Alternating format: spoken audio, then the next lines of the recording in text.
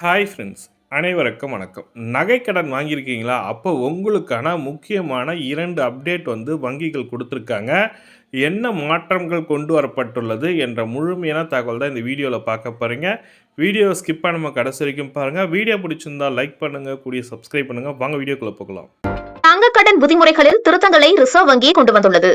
வெளிப்படைத்தன்மையை மேம்படுத்தவும், கடன் வாங்குபவர்களை பாதுகாக்கவும், சந்தையை ஒழுங்குபடுத்தவும் இந்த விதிமுறைகளை மாற்றியுள்ளது.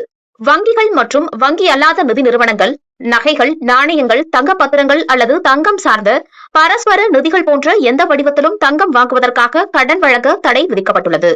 அடுத்ததாக, புதிய தளர்வுகளுடன் தங்கத்திற்கு எதிராக கடன் வழங்கும் நோக்கத்தை RBI விரிவுபடுத்தியும் உள்ளது. இப்போது தங்கம் அல்லது வெள்ளியை மூலப்பொருளாக பயன்படுத்தும் அனைத்து உற்பத்தியாளர்களுக்கும் இது நீட்டிக்கப்பட்டுள்ளது.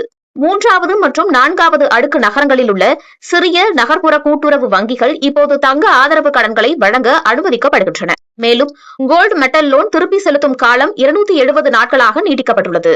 அடுத்ததாக, இந்திய ரிசர்வ் வங்கி தங்க உலோக கடன் திட்டத்திற்கான வரைவு கட்டமைப்பையும் வெளியிட்டு அது குறித்து பொதுமக்களின் கருத்துக்களை வரவேற்றுள்ளது. தங்க நகைக்கடன் மதிப்பை பொறுத்தவரை புதிய விதிமுறைகளின் கீழ் 2.5 லட்சம் வரையிலான கடன்களை தங்கத்தின் மதிப்பில் 85% வழங்கலாம். அதேபோல 2.5 லட்சத்தில் இருந்து 5 லட்சம் வரையிலான கடன்களுக்கு வரம்பு 80%ஆகவும், 5 லட்சம் ரூபாய்க்கு மேல் உள்ள கடன்கள் 75%ஆகவும் நிர்ணயிக்கப்பட்டுள்ளது.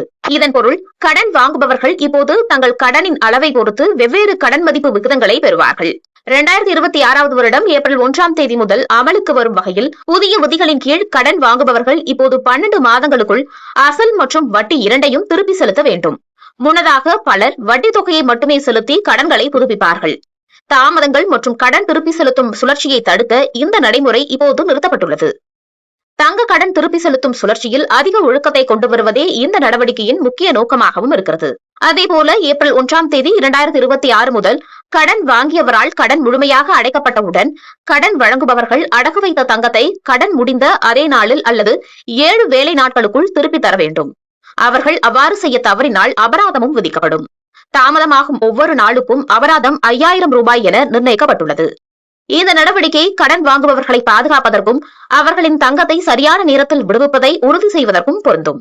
அடுத்ததாக, ஒவ்வொரு தங்க கடன் ஒப்பந்தத்திலும் கடன் வாங்குபவர்களுக்கான முக்கியமான விவரங்களை தெளிவாக குறிப்பிடுவது கட்டாயமாக்கப்பட்டுள்ளது. இதில் பிணையம் மற்றும் தங்கம் எவ்வாறு மதிப்பிடப்படுகிறது என்பது பற்றிய தகவல்களும் அடங்கும். அடமானம் வைக்கப்பட்ட தங்கத்தின் எந்த ஒரு ஏலத்திற்கான விதிகள் மற்றும் காலக்கெடுவையும் ஒப்பந்தத்தில் குறிப்பிட வேண்டும். கூடுதலாக, கடன் முடிந்தவுடன் தங்கத்தை திருப்பி தருவதற்கான காலக்கெடுவையும் குறிப்பிட்டிருக்க வேண்டும். கடன் வழங்குபவர்கள் கடனுக்கான தங்கத்தின் உள்ளார்ந்த மதிப்பை மட்டுமே கருத்தில் கொள்வார்கள். இதன் பொருள், தங்கத்தில் இருக்கக்கூடிய கற்கள், ரத்தினங்கள் அல்லது செய்யும் கட்டணங்கள் மதிப்பீட்டில் சேர்க்கப்படாது. இந்த மாற்றம் அனைத்து கடன் வாங்குபவர்களுக்கும் நியாயமான மற்றும் வெளிப்படையான விலை நிர்ணயத்தை உறுதி செய்கிறது. ரிசர்வ் வங்கி கொண்டு வந்த இந்த புதிய விதிமுறைகள் அடுத்த ஆண்டு ஏப்ரல் 1ஆம் தேதி முதல் அமலுக்கும் வரவிருக்கிறது.